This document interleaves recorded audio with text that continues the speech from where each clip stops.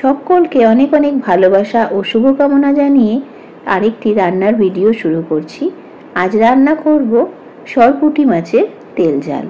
আর এই মাছটা জ্যান্ত ছিল।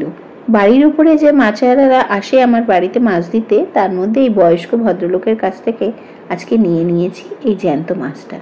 এটা একটু অন্যরকম ভাবেই রান্না করার ইচ্ছে, যদিও সরপুঁটি মাছের কিন্তু একটি কুটে ভাব হয়, মানে একটু তেতো হয়। এটা কখনোই ভেবো না যে সেটা পিত্ত গলে যাওয়ার, না গো। আর এই বয়স্ক মানুষের যে অভিজ্ঞতাটা রয়েছে, সে কিন্তু দারুণ সুন্দর মাছ কাটে। অনেক রকমের মাছই এনেছিলেন, কিন্তু এই মাছটা একমাত্র জ্যান্ত ছিল দেখে আমি ওনার কাছ থেকে এই মাছটা নিয়ে নিলাম। 3টে বড় বড় সাইজে নিয়েছি, তাতেই আমার 750 গ্রাম ওজন হয়ে গেছে। আর যেহেতু একরকম মাছ নেয় না, সেই জন্য উনি আবার 2 পিস মাছ, আবার চিংড়ি 2 পিস চিংড়ি মাছ আমার মেয়ের জন্য এর মধ্যে দিয়ে দিয়েছেন। না করা সত্ত্বেও আমাকে দিয়েছেন, বলছেন না একরকম মাছ আমি দেব না। তা যেহেতু অনেকগুলো মাছই ছিল, আমি কিন্তু আঁশ আর নোংরাটা ফেলিয়ে নিয়েছিলাম ওনার কাছ থেকে। এখন আমি নিজের পছন্দ মতো পিস করে নিলাম।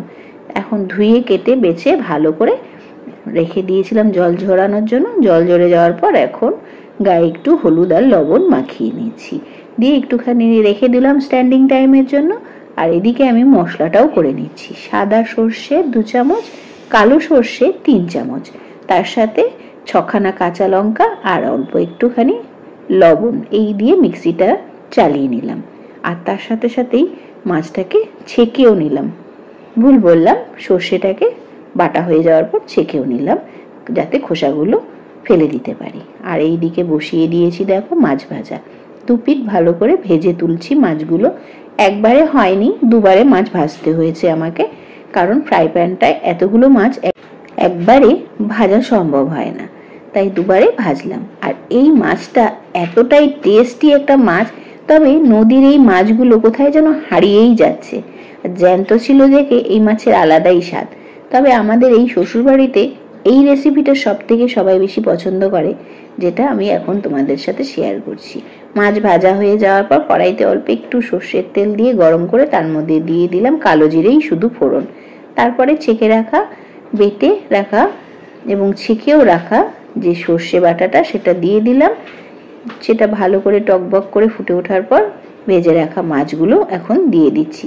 আর হ্যাঁ, যখনই আমি তেলে সর্ষে বাটাটা দিয়েছিলাম তখন কিন্তু 1 চামচ হলুদ দিয়ে দিয়েছিলাম। এখন মাছের গায়ে যে হলুদ এবং লবণটা ভেজে রাখার সময় হয়েছে, সেই লবণটা কিছুটা ঝরে যাবে, সেটা বুঝে নিয়ে আমি তারপরে আবার লবণ দেব। আর এখন দিয়ে দিচ্ছি বেশ কয়েকটা আরো কাঁচা লঙ্কা। এই সর্ষের তেল ঝাল এতটাই সুস্বাদু হয় এই মাছটা রান্না করার সময়। তবে এই মাছটা রান্না করলে লাস্টে কিন্তু গ্যাস অফ করে এইভাবে একটু কাঁচা সর্ষের তেল দিয়ে দিতে হবে। আর যখনই তুমি এই কাঁচা সর্ষের তেলটা দিবে, তখন মাছের ঝোলের স্বাদ দ্বিগুণ হয়ে যাবে। তাহলে আজকের এই রেসিপিটা তোমাদের কেমন লাগলো অবশ্যই কমেন্ট করে জানিও। আর যদি তোমাদের ভালো লাগে তাহলে কিন্তু একটা লাইক অবশ্যই করো। আরো নতুন নতুন ভিডিও দেখবার জন্য তোমরা আমার চ্যানেলটিকে সাবস্ক্রাইব করে রেখো। আর যতক্ষণ না নতুন রান্নার রেসিপি নিয়ে তোমাদের কাছে আসছি, ততক্ষণ সকলে ভালো থেকো, সুস্থ থেকো আর অনেক অনেক সাবধানে থেকো।